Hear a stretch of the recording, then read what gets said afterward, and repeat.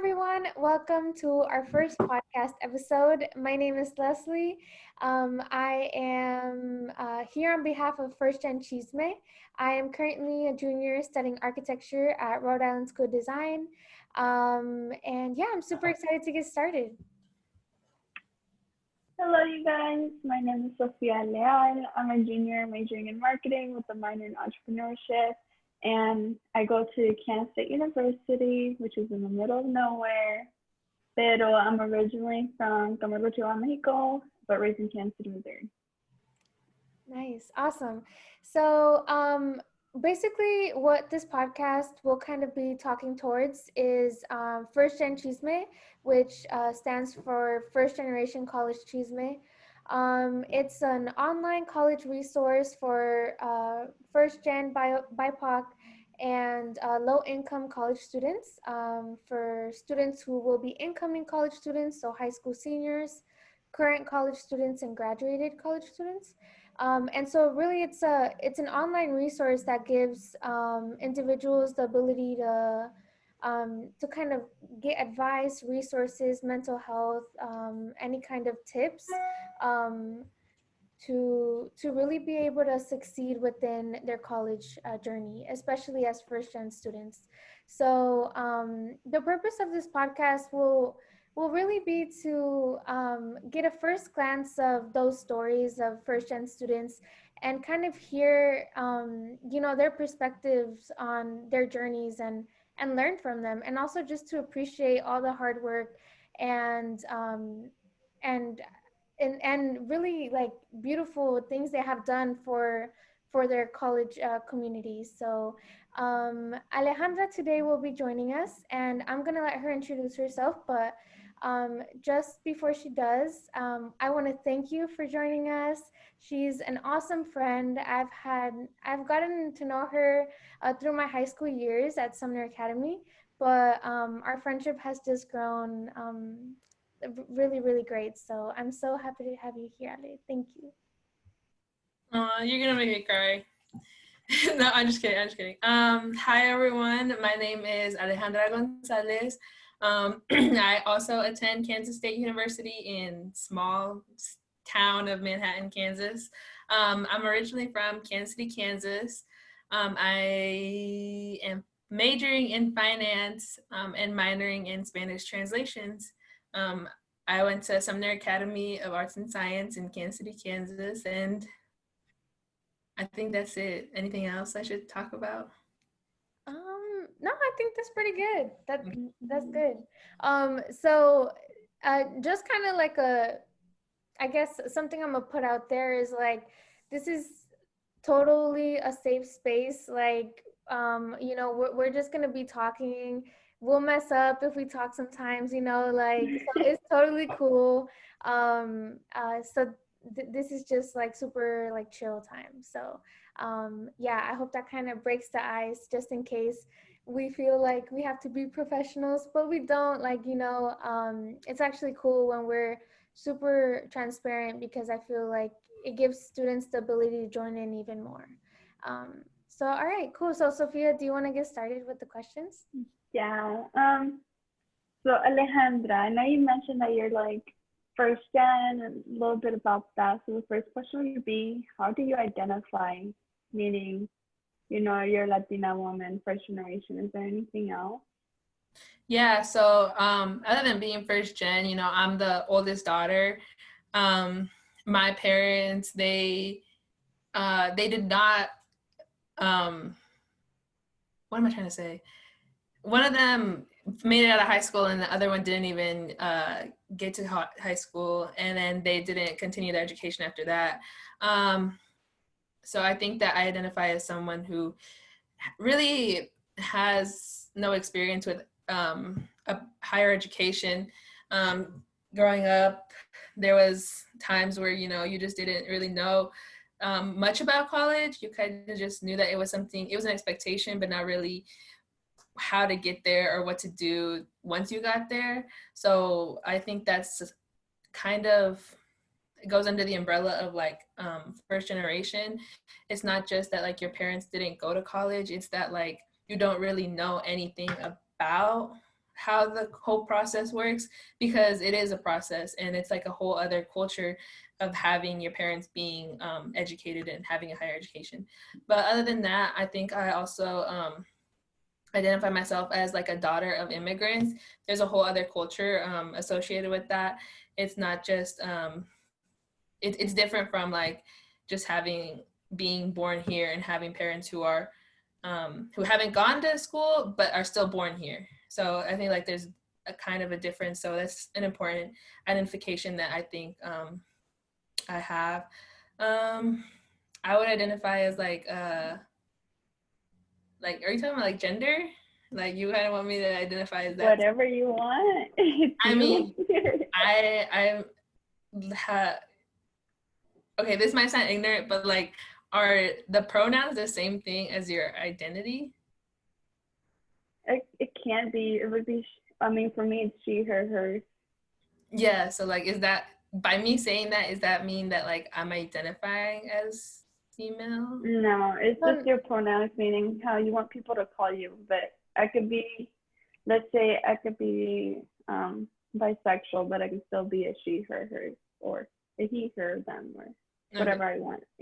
Okay. So, like something that you think that works better for you, or you would appreciate if people would do that for yourself. It's just because it's she, her, hers, he, him, his, and they, them, and there's others as well. But those are the three main ones. But it really is kind of just what people would like to be called. And it doesn't really have to do anything with like who they are as like their gender and stuff, but it can just be like okay. Yeah. So they're two different things. Yeah. Okay. I think I think then I would identify myself like Sophia said, like as a woman on campus. It's different again from like being a man or any other gender. It's definitely difficult being a woman, especially like from a Mexican household. I'm sure that it's like, well, from my experience from a Mexican household, like you have a lot of expectations and like, rules that other people don't have. And so that's also a big part of my identity and how I show myself to others. It's just different. I think that's it. So like woman, what did I say? Daughter of immigrants and first gen. Yeah, I love that. I love that intersectionality. And yeah, I think I don't know, I had a question like within your major, do you see that there's a lot of women that are studying it, or is it mainly male? It's very largely male dominated, white males. There are like a couple of girls who are also white. And there's like one girl who's of color. I'm not sure what her ethnicity is. I haven't really talked to her, but she's not white. But yeah, it's a very male dominated industry. Most of my professors are also white male professors, which, they know a lot of stuff. Like they can teach very well. Like they know their stuff. They have the knowledge, but it's kind of hard sometimes when you feel like, for example, my professor, he'll talk and talk and talk and like about stuff that like, he's like, oh, this is common knowledge. Like your parents like invested in this, like your parents, like, I'm sure you've heard of like a hedge fund, or like, I'm sure you've heard of like other really stuff that like I have never heard about, like investment securities, like he expected you to already know terms that like related with each other. And I know this is getting really into like finance talk, but like as like an undocumented or not undocumented, as a first generation college student, my parents never did any of that stuff. So it's really the first time that I've heard of it, while other students have like a lot of like Roth funds and like other like already like, what are they called? investments that are like to their name. I barely have like a savings account. And so for them to not really know about like the fact that like some of their students just don't know these terms makes it, I feel like, a little bit like harder to catch up with the other students, because there's not like a introduction like to finance. You kind of just have to like, you're thrown into the first finance class and you're just already like learning stuff that like you had no experience with before. So I think that that's one of the things that maybe my school personally has to deal with, but it's definitely a challenge that I've had to, work twice as hard and like, study twice as hard just to like be um, on the same level as the other students in the class. Mm-hmm. And I definitely feel that, and I know with like accounting and finance and like those math related, majors within business are very, male dominated. And then on top of that, white male dominated. And then on top of that, they have generations of wealth and everything. And then, people like me and you, we come in and we're like, hi. Yeah. No, I don't know that. Yeah, like, go ahead. No, what were you gonna say? Like, even like when you're, like you have jobs growing up, like usually it's like at like a, well, for me, like I had a lot of like jobs like that were like big corporations, like Chipotle, like that. It's not small businesses, which are very different, and it's easier to learn stuff from small businesses. But like when you're like at a large corporation where like they already have set rules, like you don't really get to see what happens in like the business world, a part of like a large corporation. It's hard just because like you just kind of like, you don't learn anything really other than the skills that you're acquiring from the job. I feel like maybe like a lot of other people have worked at like small businesses where they can see like the actual money going like from like the like a safe to like the box, to the register box. And like I don't know if I'm making sense, but like at a small business, you like make more connections with the owner. So you talk to them more about like what's actually going on in the business. And so it's easier to kind of learn about like the financial stuff behind it, the actual business concepts behind it.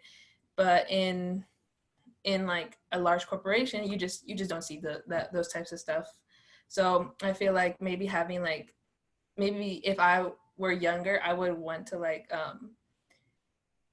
I would have wanted to work at like a small business, like at least like a small restaurant, like a small gas station or something like that, just so that you can see it more often and get more used to like the terminology and stuff like that. And I feel like that would have helped me. Even like that small change would have helped me now.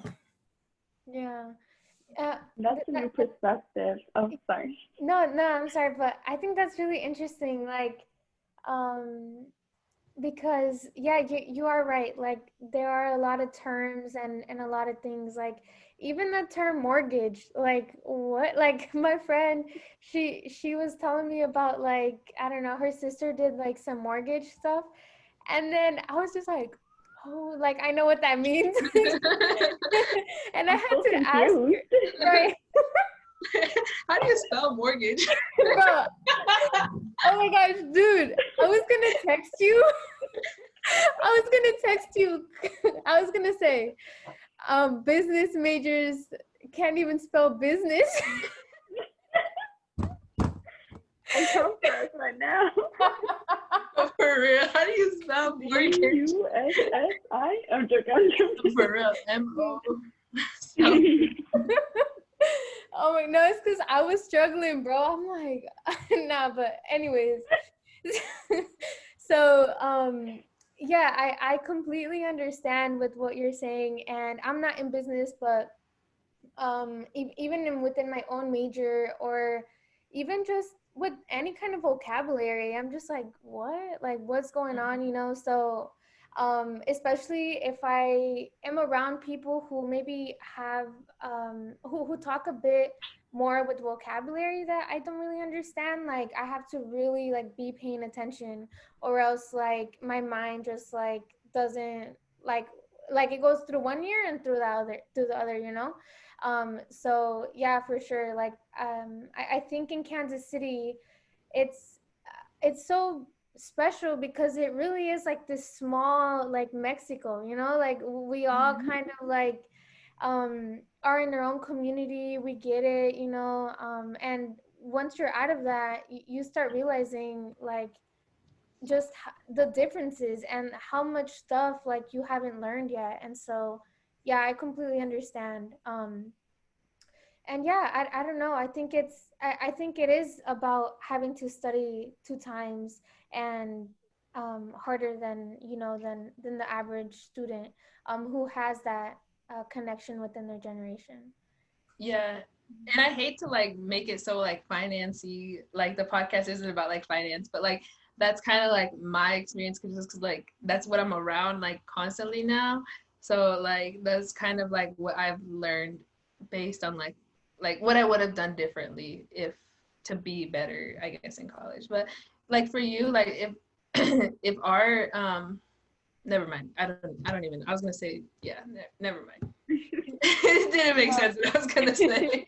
It's cool. I guess I would have like a question like, do you have any tips on how maybe you've gotten better at like containing that terminology? Like, do you write it down somewhere or do you just like memorize it, or like how have you over your time in your major? Because I'm sure there's people who like would love to get into that but maybe are afraid because of, you know, the predominantly white environment. So like, what's your advice on that? No, yeah, it's definitely I don't write it down. Maybe I should, but like I feel like talking to others is like the main key. Like I took like my first finance course like last semester. Um and I had a friend who he was a white male and he we just like we had the same class, and so we just started talking a lot like about like he like we were helping each other study and all that stuff, and I realized really quickly that I was good at the stuff with the math, like the math problems I was good, but as soon as it came to concept questions I was completely lost because like the words that like I read, like it's kind of like I had never seen them before. It was like a foreign language. And so like I studied, like I tried to study, I knew the concepts, like I knew that like what like a bond was, what a stock was, but then like when they started saying like other words that I had never seen before but they expected me to associate them like with the word, like I just couldn't get it. But he was really good at the concept questions because he knew those like interchangeable words, and so he was able to help me with that. So I would ask them, I'd be like, hey, like what's a security, like why are they saying security, I've never heard that. And they were like, oh, that's the same thing as like anything that can be invested, like a stock, bond, customer deposit, yeah, anything. um and like just by we learned from each other a lot.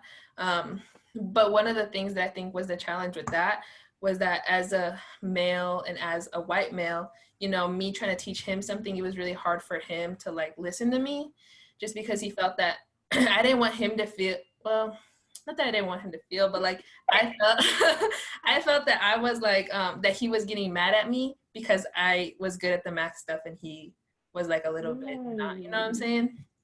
Or So he or felt. I caught on to stuff faster than he did, and he would get mad at, like he would get like kind of frustrated, like why can't I understand this? And so like I would say talk to a lot of people, but also understand the relationship that you have between those, like the two people. um your professors, I think they're a good resource to go for help, but again, they're going to be the ones that are talking to you a lot in that big the big terminology. and so, and so like and so like the big terminology just sometimes doesn't work. You just need it simplified, and I think like talking to students who already know that terminology is the easiest way to do that. Talking to them, being able to like learn from them because they already know it. But also understand that like there might be that difference in power that you have to like confront. Oh, That's so and interesting. Yeah. that's interesting because, like, I felt it me in my personal life, and then now that someone else says it, I'm just like, that's not right, you know? And so a question I have for you, and it's open thought, right? I haven't even thought about this for myself, pero it's not on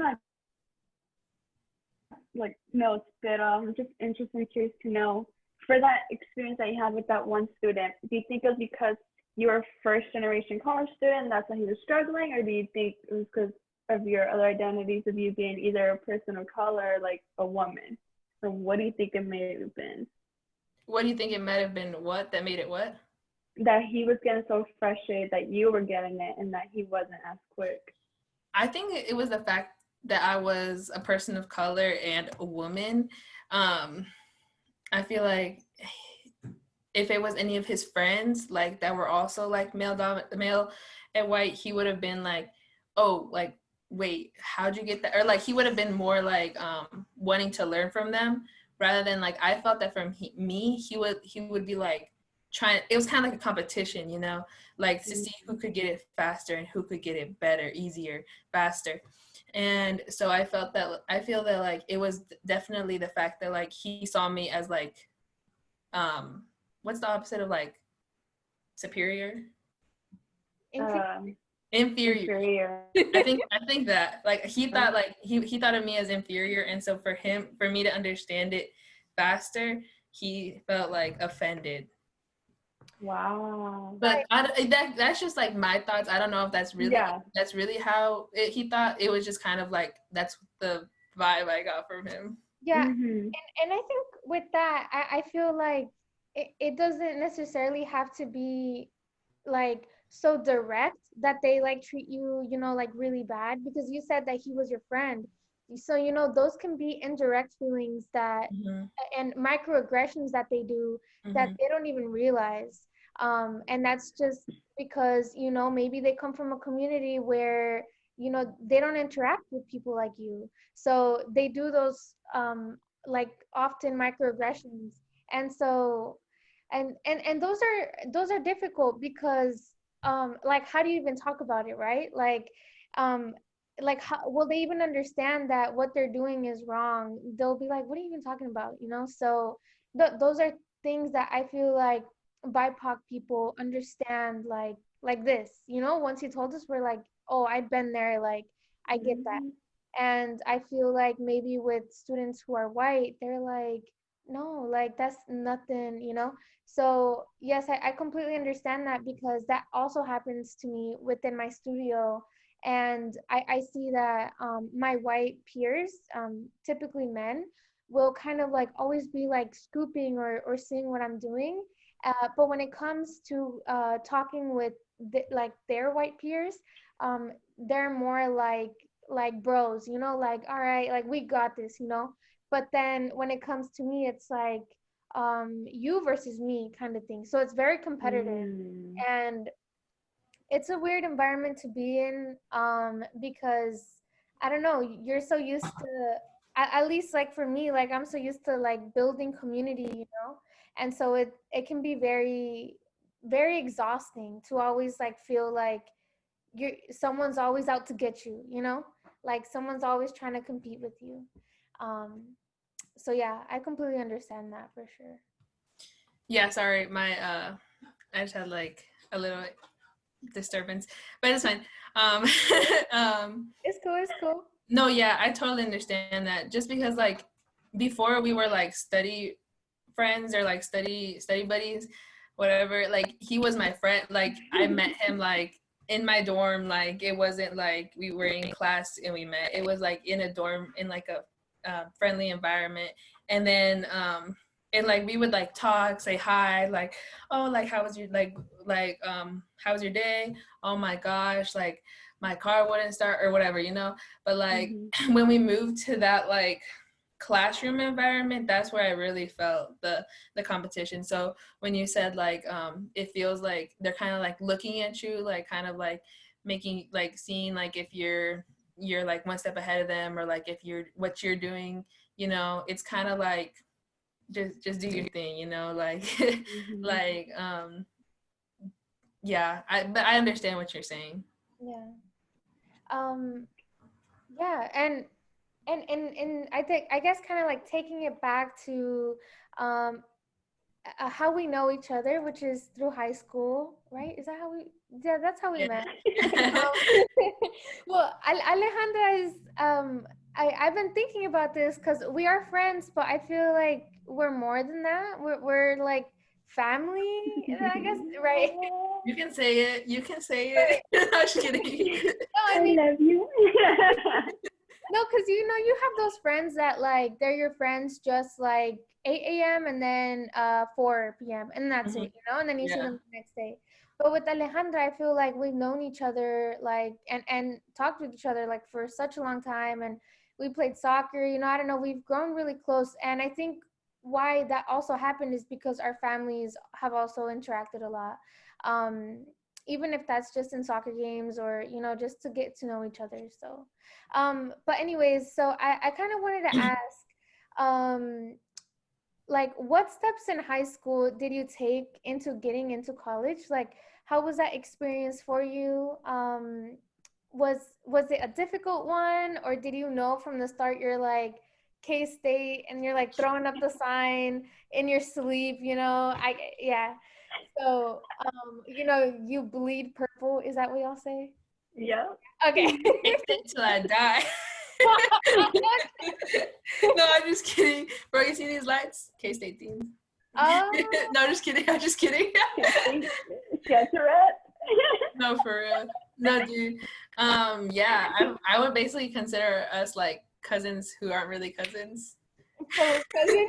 Cousins. Oh, She's my cousin who's not really my cousin, but is my cousin. yes. No, for real. But Mom, whoopee. um, no, dude, the college process was not easy. Like I didn't really think about college. I guess my first interaction with college was like when I was in elementary school, when like all my like classmates, they were like, "Are you a K-State? Are you a Jayhawk or like a Wildcat?" And I was like, what's that? Like I don't like. I thought that like I knew that they were teams like on like sports teams, but I thought that they were like national level teams, like the Chiefs or something. Like I didn't think that they were schools. And so like my teachers, like they had like their, they rep their school, like they were like from like either K-State or KU. They were like, I'm a Jayhawk. Like they were like diehard, Jayhawk fans or like K-State fans or Wildcat fans. And I just never knew what that was. And like I was too embarrassed to like ask like what it was. So I would always identify myself as like everyone identified themselves. Everyone in Kansas City identified themselves as a Jayhawk. Most of them are Jayhawks. But but I don't know why. I don't think this is like foreshadowing to like me going to K-State. But like I was like a Wildcat because I like the color purple. Like I was like I like purple, so I'm gonna be like a Wildcat. I don't know why. Like that's just like what I did. Like when everyone was like, "Oh, are you a Jayhawk or like a Wildcat?" I was like, Wildcat's the purple one, right? And they were like, yeah. And I was like, yeah, that one. And so like that kind of stayed the same. Like that was kind of like my first interaction with college up until like my junior year. Even like my freshman and sophomore year of high school, I didn't really think about college. I knew that I was gonna go there, but I didn't really think about it. I remember I think it was like 9th grade, I did like a presentation about like my dream college, and I really loved Chicago. So my dream college is University of Chicago. For no particular reason other than the fact that it's in Chicago. Like there's no reason. It's just that because I really like the city. And then like as I got older, you start to realize that like it's kind of like really expensive, like super expensive. Real expensive. And so like even like just looking at like K-State or like a KU, like that was expensive. I didn't even know where that money was going to come from. So starting my junior year, you kind of have to start thinking about like what you want to do, where you want to go, because like what you want to do kind of determines what school is best for what you want to do. So like in our school, like if I want to do art, RISD, want to go to law school, somewhere has a good law program, free law. I also didn't really understand like the whole difference between like your bachelor's, your master's, and your PhD. Like I didn't know the difference. I was like, oh, I'm just like I didn't know that like I just knew that for a doctor you had to have like a lot of years, but I didn't know like the order of everything, I guess. but I never wanted to be a doctor, so I didn't have to worry about that. I was thinking about a lawyer, like thinking about being a lawyer, but again, I didn't really understand how like you had to go like get your, like when I was like, oh, what would you major in if you're a lawyer? And they were like, oh, well, you can major in a lot of things. And I'm like, okay, but what if I want to be a lawyer? And they were like, yeah, whatever you want. Just like do pre-law. And I didn't really understand that. I didn't understand what that meant. And so I feel like that also might have like, if maybe I knew exactly what the steps were and like how they were, maybe I would have chosen something different, but I just didn't know. And so like all through junior year, I still didn't know what I wanted to do.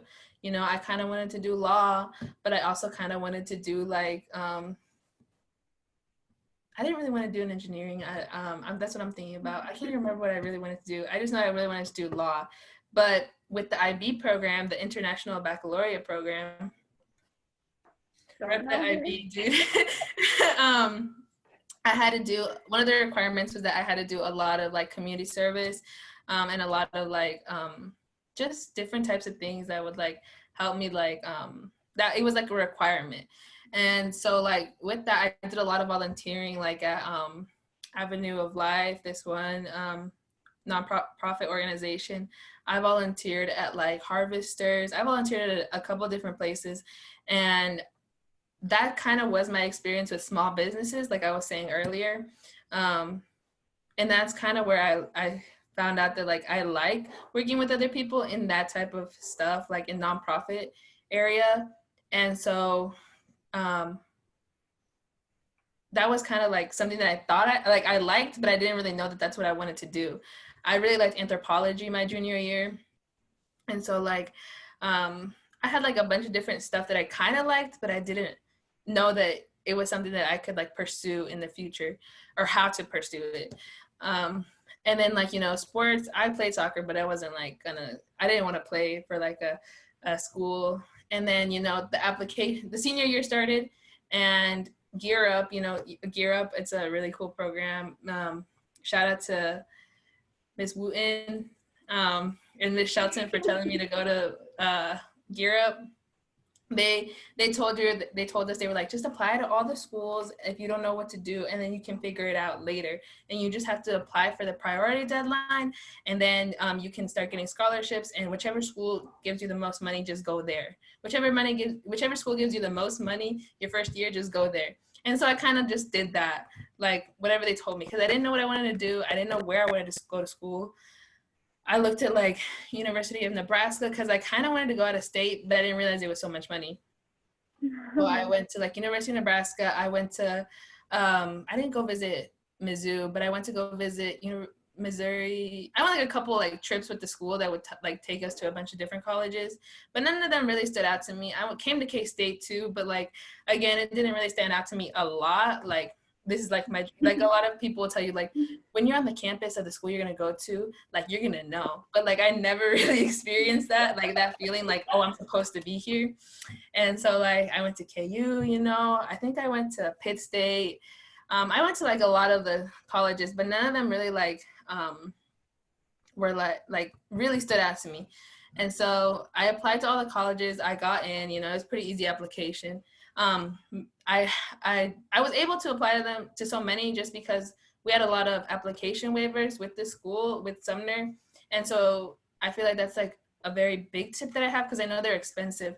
And so like, if your school doesn't have any, I would recommend really like having at least one in-state school that you like, at least two, I think, in-state schools that like you really want to go to, and then like maybe one out of state. But I wouldn't recommend applying to like all the schools possible if you didn't have application waivers. But wait, before you move on, just in case for those that are they're not listening now, but will be listening, what is a waiver? Oh, a waiver, I don't really know how they work. I just know that I applied to the schools that I already wanted, or I told my counselor what schools I wanted to go to, and then I filled basically the application out. And then when it got to like the cost, they either just put in there like the information that they needed to like waive it, or like they just like sent the email, like an email to the school, and they would like cancel the payment, I think. Yeah. I'm not really exactly sure. I think there's also papers that like physical waivers, you know, that like past the application fee, but basically a waiver is just like you don't have to pay your fee. Yeah. Just to add to that a little bit, waivers are usually given to students who come from families that are on FAFSA or are just low income. So if you have a family household where like you don't make as much from, I think, the cut of a waiver or something, then you can qualify and you get that kind of waived the fee. So if you didn't know, the way that colleges usually get money is they make students who want to apply, they make them pay money in order to submit their application. I don't know why. And so that's why when people are like, oh, like I applied to so many schools, usually people are like, how did you afford that? But there's opportunities for you to really get that covered. If you kind of talk to your trio programs in your high school, or any programs like Gear Up that Alejandra mentioned, they definitely will be there for you. And also your college counselor. Yeah. Go ahead. Sorry. Another tip.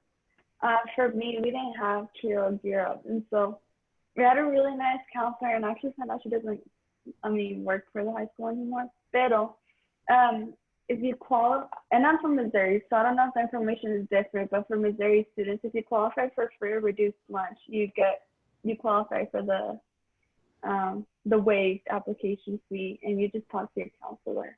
And I think it's just a code that they give you, and that's it. Yeah. At least for me. Yeah, I know, like if you come to the school, so like let's say like you're on a trip to like K-State, I know that they'll like waive the application fee if you apply right then and there. I think so. I'm not sure exactly how that works, but I've heard like from like the different like events that I've like gone to here at the school, like I think that's what they do, and they just waive the application fee for you so that you can apply fast. You know, but that still requires you to go to the actual school, and that could cost money, you know. But yeah. Anything else, or like you want me to move on? I didn't want to like. You can go. Sorry. Yeah, sorry. No, you're good. Like if you need to interrupt me, like it's cool. It's cool. So then, okay, so the application fee. So I applied to all the schools that I went that like were around Kansas. So like Wichita State University, Emporia State, Pitt State, Fort Hays, the community colleges, because honestly, that's kind of where I was leaning to at this point, just because I didn't know what I was going to do. I was like, JCC, you know, isn't that bad. Like, I think I'll be good there for 2 years, and then I can go to like a different school once I'm ready. But then December came around, you know, this first semester of senior year is over, and you're kind of just expected to kind of know where you're going to go. You're like, okay, so where are you going? You know, everything kind of depends on where you're going, like what your next moves are, you know. The United States is very future oriented. So like, you're always planning for the future. So like, you know, you have to know. And I still didn't know. March came around, I still didn't know. I was kind of just stuck between K-State, JCC. And I was just, at this point, I was just applying to as many scholarships as I could get. Honestly, K-State has a lot of good but like programs for first generation students. So like, I know they have like the First Scholars, that's really good. That gives you like, I think $5,000 a year. I'm just like plugging K-State because that's like all I know. I was gonna say, sidetrack, they're not doing that anymore, dude. They're not doing that? Yeah, I didn't know that because you know Rebecca, because that's what she works right next to our office. And someone asked, a customer was like, "Oh, you're from First Scholars," and she's like, "Yeah, we're not doing that anymore." I'm like, I had no idea. Wait, so does that mean that you won't get that money next year? I mean, I'm not a First Scholar, but I didn't. But like, she did say that those that did qualify still get their money, but like no new applicants anymore. Mm-hmm. Okay, well, I'm Sorry. not really sure if they still offer really good programs for first generation students, but at the time, like, I was still able to like get enough scholarships that would pay like my first full year at K-State. So that's inevitably why I chose K-State, because they gave me the most money and I was able to like, you know, pay my first year here. So now it kind of just had to do with like, okay, what are you gonna major in? And I'm like, majoring? I don't know. Now? like now, like how am I supposed to know? I don't know. And so when I went to different schools, when I went to K-State, well, when I came to K-State, you know, they had the new building, they had a new business building, and I was like, you know what, let's just go there because it's a really nice business building. Like it's really that, it's like nicer I than all like the the other. vibes. Yeah, the vibes are 1,000. But yeah, so that's kind of how I chose it. And then I started off in marketing just because I really like to be creative, but I just didn't end up, I wasn't creative. Not that I wasn't creative enough. I felt that that was not something that I could be successful in, just me personally knowing myself. So I think that's kind of it. That's kind of how I chose K-State. But it was definitely hard, you know, like getting my parents on board with me moving was, my parents are kind of like passive aggressive. So like, like they didn't say that they didn't want me to move. Like they were like, do whatever makes you happy. Like, honestly, I think that's one of the best things, like that they were very supportive of all my decisions. They're always like, do whatever makes you happy. But you know, sometimes their words don't really match the action. They're like, you know, like they're kind of, you just, when you leave, I'm like the oldest daughter, like, kind of like, yeah, like they're kind of like, oh, you're gonna leave, like, what am I gonna do when you're gone? Or like, Yes. who's gonna like help me with this and stuff like that. And so, you know, like they're not like stay here, but they were kind of like, do you really have to go? Why can't you just like do 2 years at JCC and then go to K-State, you know? JCC is like a community college, but for those who don't know, but the fact that I just got my first year paid for was kind of like the ticket for me to leave. Not that I didn't like being with my parents, not that I didn't like Kansas City. I love Kansas City, but I think it was time for me to just like experience something new, see something different, you know, which isn't the case for a lot of students. You know, a lot of students don't have that support from their parents and don't have like the ability to go. Like they may have their first year paid for, but you know, there's something in Kansas City that's holding them down that they just, you know, cannot move. And for that, I just have to say, like, I recommend just finding support for doing whatever you have to do. Like maybe you can like delay the process, but I definitely think that pursuing higher education is very important, whether you do it at JCC or K-State or 4-year college. But I definitely think it's important to find that support system. I'm very lucky that I had a very strong support system, like not only in my family, but also like the counselors at my school and KU Gear Up. Like they helped me a lot at a couple points. Like I didn't really mention it earlier, but like a couple points, like there was a time where I was like, do I even want to go to college? Like, do I even want to like I don't know what I want to do. And it's already like January. Like I just gonna like just stay here and like just work for a couple of years until I know what I want to do. And you know, like I remember there was a point where like my school counselor, Miss Shelton, she like, my mom was picking me up from like practice or something, and she came out because she saw like me get into the car, and she was like, is this your mom? And I was like, yeah. And she was like, all right, let's have a talk. And she got into the car, like into the back seat, and she was like, okay, like let's have a conversation about what you want to do. And she just started talking to me about like my options and like telling me that like it's like it's okay to like not know, but like I should be pursuing like a higher education because I can. Like I had at this point I had like a couple scholarships like that wasn't gonna make, and I had FAFSA that like wasn't gonna like I wasn't gonna have to pay as much money, which was my biggest worry, honestly. And so like she sat down and she was like, is it mom that's like not letting you like go to college? Like, is it you? Like, what's really stopping you? And that's the moment like where I realized like nothing's really stopping me. It was like my own like my personal like I guess like I didn't have any confidence in myself that I was going to be able to like finish the 4 years or like get enough money to pay the 4 years. I didn't feel like I was smart enough to like get academic scholarships or like sporty enough to like have like athletic scholarships. And those are kind of the only scholarships that a lot of like you know, people support, like, which, you know, it's right that they like support those, like the athletic and the academic. But I feel that one of the things that like Leslie taught me personally was like, you know, just apply, even if they're small, even if the like the GPA requirement is high, even if your ACT score isn't where you want to go, just do it. Like, what do you lose? You lose like an hour of your day, but like if you actually get it, you also win like $1,000. And like, you know, like I feel like that's really what also like motivated me, that like I saw my peers getting scholarships that were, not that I thought they were like stupid or anything, but I was like, if they can do it, like so can I, like type stuff. Like I'm not saying they're stupid. They were dumbass. I can't too. I was more saying it like there's like, what's stopping me, or yeah, what's stopping me like from doing it? Like my peers, like they're like also like they're being able to like get to college, and they're like being able to like go to wherever they want to go and, you know, pursue higher education. Why can't I?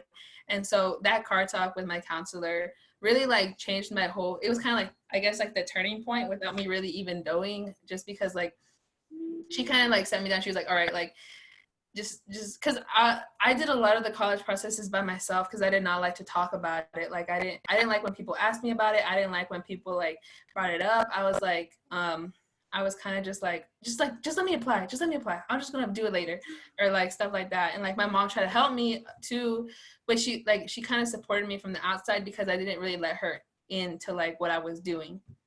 And so like that talk with my counselor in the car, that's where she kind of just told me like, look, like it's okay to talk about it. Like it's not anything bad to talk about it. You need to talk about it, because like you're just kind of like boxing everything in, and you're not letting us know what's going on. Like, how can we help? Like, we're here to support you, but we can also do other stuff to help you. And so that's where I like kind of like was more open to talking about it. And like that's where like I saw like that other students, I talked to other students, so like they were able to like tell me like, oh yeah, I got this scholarship, or oh yeah, I'm applying to this scholarship, you should apply too, you know. And that's kind of where like I was able to really like motivate myself and get back up, and like kind of realize that like this is something that I could obtain in the future. Well, that It was was long, so, sorry. no. That was so beautiful. Like no. that.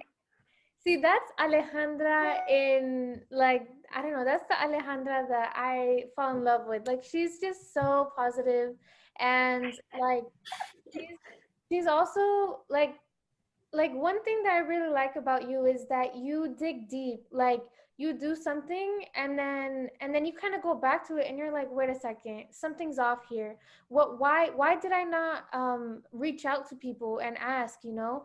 And you saying that you closed yourself off, like you admitting that, that takes a lot, because a lot of people will not say that. They will not like be like, it was my fault, you know, like it's always someone else's. So I thought that was really, really beautiful. And I think, in speaking of timelines, like I think that that time is very usual for people to feel, you know, like I don't know what's going on, because that's usually when students are kind of getting like their sports scholarship.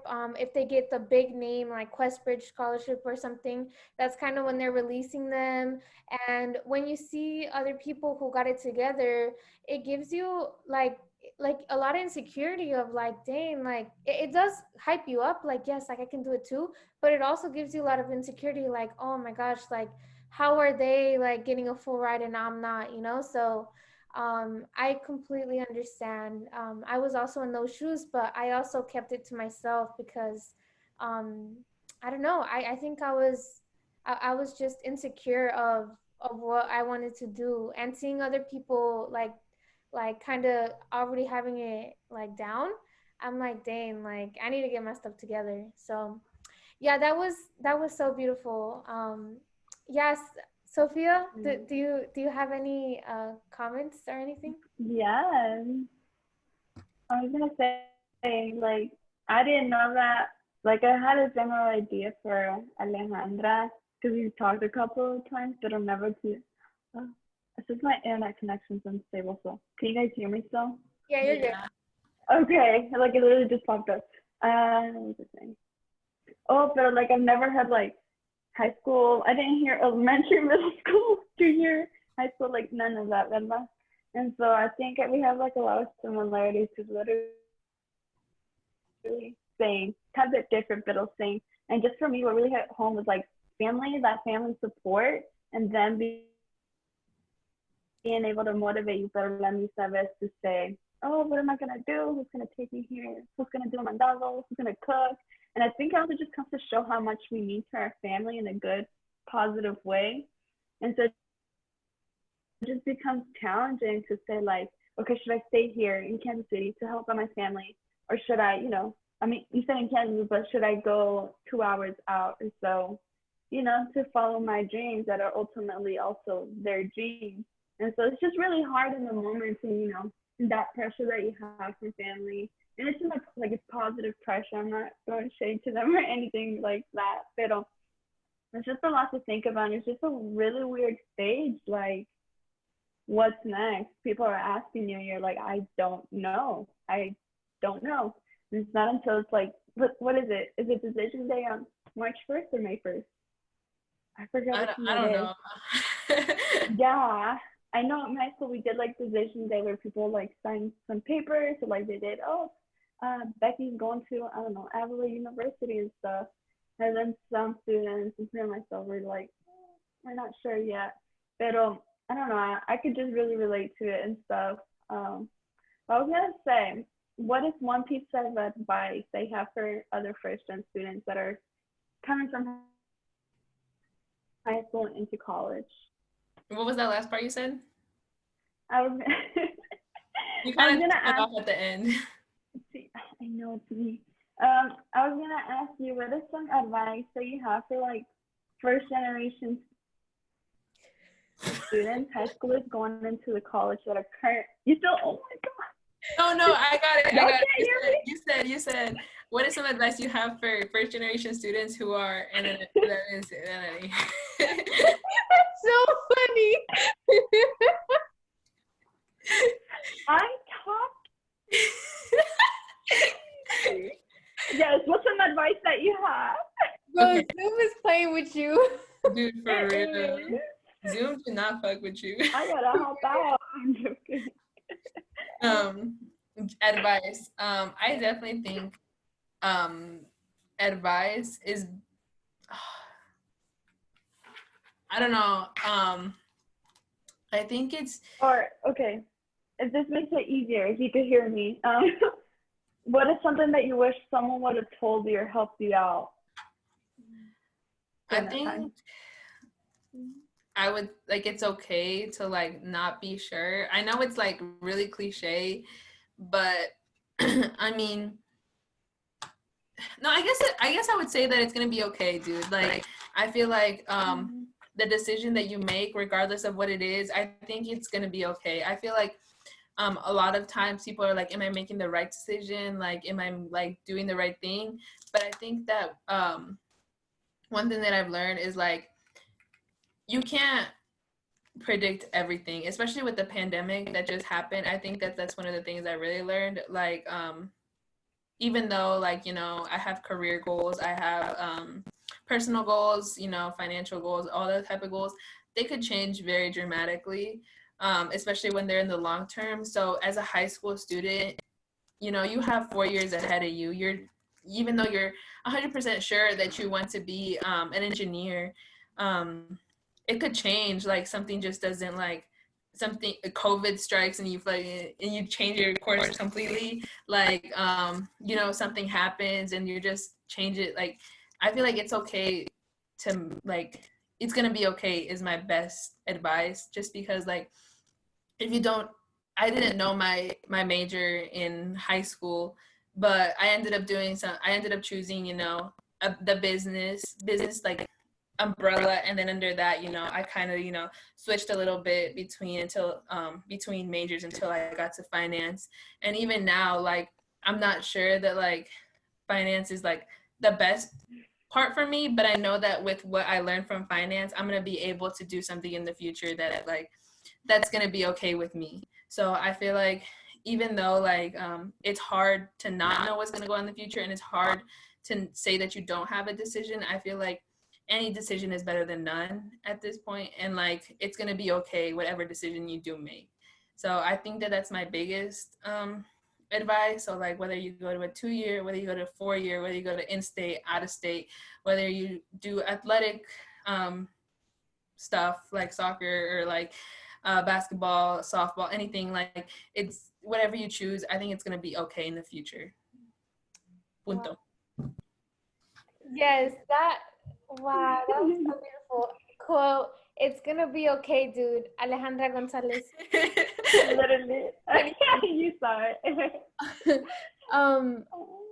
That was very beautiful. It really was. I mean, and I think that not only helps high school students, but it also helps current college students, because I think it's kind of believes that your major, whatever you do, you're going to do it for the rest of your life. And that's just not the case, like it's just a door that you're opening for yourself that can open many doors throughout your journey. So I don't know. I'm just so inspired by you all the time. I think, and I don't even think you realize it, even with the conversations we have, I think they're just different. They're super inspiring and positive, and you're always looking at the two sides, So I don't know. I want to thank you again for jumping on here with us on the podcast, and just for being you, bro, because I don't know, you just keep it going. Like you're this bright light that just like that makes us all like laugh and smile. So thank you, like for real. Like it much love to Ali. Yes, no, for real though, but this was super inspiring for me. Like I feel like I can leave and now I'm like ready to conquer the world. Like thank you so much. And let me add on to that, like okay. Sorry, I'm gonna turn you to fiddle. I was gonna say like what Leslie is saying is 100% true. Cause like whenever I talk to her, it's just like she always talks about I love Alejandra, I love our conversations. Like every single time, I'm like, oh, that's so cute. And even me, like with my personal like, and our interactions and stuff, I can like agree with that too. I don't go as back as like into high school, but I met you my freshman year. I've known you since, I guess I could say, and you are. Not to toot your own horn, Fiddle, you are. No, I mean it's good to spotlight like amazing people. I feel like it's not done enough, and that doesn't have to happen when you're like already set in your career. Like it's I would like to spotlight people who like are not only doing good like in terms of their school, but like doing good like within themselves and providing that good to others. And I feel like that's the main thing. Like you said, college is not for everyone. Even sometimes we're like, bro, this is a scam. But like, every day. Like, keeping that energy, keeping that positivity, that's something that is really encouraging for everyone, regardless if higher education is on their radar or not. So yeah, I don't know. I want to thank you again for coming up. I hope you had fun. I know I did. And yeah, I learned a lot, and I don't know, this was awesome. Thank you so much. So I guess in kind of concluding the first podcast episode, so like we had Alejandra here, we're gonna have more stories from other first-gen students who also want to share their bright positivity, and hopefully encourage students to continue their college journeys. But before we wrap up, Ale, do you have any like plugs you want to give? Any social media plugs or anything like that? Follow, what you gonna say? Follow my OnlyFans at not OnlyFans. You can find me on Tinder, LinkedIn.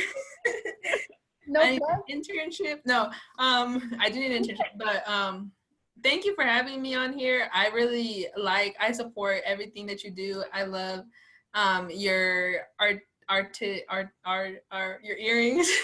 I love your earrings, your necklaces. I love how creative you are. I love your First-Gen Chisme. It's great. I literally tell my sister to read it all the time. I have a scholarship. No, I don't have a scholarship, but like there's a scholarship that I don't know if you guys know. It's like the Wells Fargo scholarship. Have you heard about it? If not, okay, cool. There's like one that it's like for students who were affected by COVID. That's the only really plug I can give right now. As far as like something that's helpful for college students. I don't know when the application is due. I do want to fill it out. I just haven't had the time. Other than that, you can follow me. Oh, I want to rep our club. So Sofia and I started a club at K-State called LUPE. It stands for Latinas United, Powerful, and Educated. Right now we're really small, but we do have a lot of big plans for the club. And so if you want to follow us, it's LUPE, LUPE at K-State. On Instagram and on Twitter, we post like a bunch of stuff. And if, there's other universities that are interested in like talking to us about it, I think that it's a very cool club that we can like, I guess, a club to like make inclusivity and unity for like Latinas on campus, Latinx students on campus. And I'm really proud of it.